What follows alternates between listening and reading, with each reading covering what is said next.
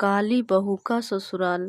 रूपा जी अपने बेटे अर्जुन के विवाह के लिए एक लड़की ढूंढ रही थी। रिश्ते ढूंढने में काफी साल गुजर गए। फिर एक गांव में एक लड़की मिली जो गरीब परिवार से थी। बबीता का बापू बहुत गरीब था।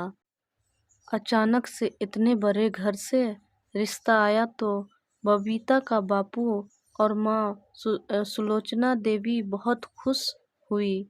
उनकी खुशी का कोई ठिकाना नहीं था। बबीता के माँ बापू सोच रहे थे कि मेरी बेटी उस घर में जाएगी तो आराम करेगी।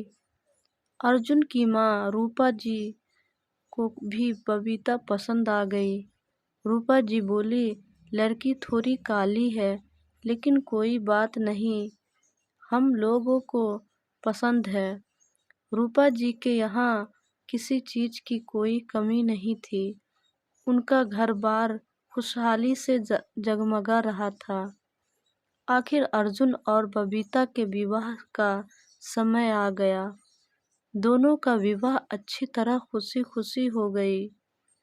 बबीता के माँ बापू अपनी बेटी को खुशी खुशी विदा कर दिया। अब बबीता अपने ससुराल आ गई। विवाह की रात में जब बबीता का पति अर्जुन बबीता को देखा तो मायूस हो गया और चुपचाप वो सो गया। और सुबह गुजर गई। पूरा दिन बाहर रहता और रात को जब आता तो बिना बबीता को कुछ कहे सो जाता था। उससे बात ही नहीं करता था। इसी तरह काफी दिन गुजर गए। बबीता ने रूपा जी से कहा, माँ जी, आपका बेटा मुझसे बात नहीं करता है। वो मुझे पसंद नहीं करते हैं। वो मुझे पसंद भी कैसे करेंगे, काली जो हूँ मैं।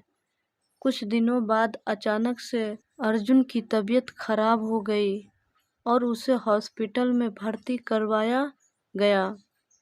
बबीता पूरी पूरी रात जागकर गुजार देती थी। हर वक्त पति की सेवा में खरी उतरती थी। उसका पति अर्जुन ये सब देखकर उससे बहुत प्यार करने लगा था। पर अर्जुन की माँ को बहू बेटे का प्यार देखकर उसे जलन होने लगा। बबीता प्रेग्नेंट हो गई। उसके बाद अर्जुन शहर चला गया और इधर रूपा जी बहू को बहुत सताने लगी।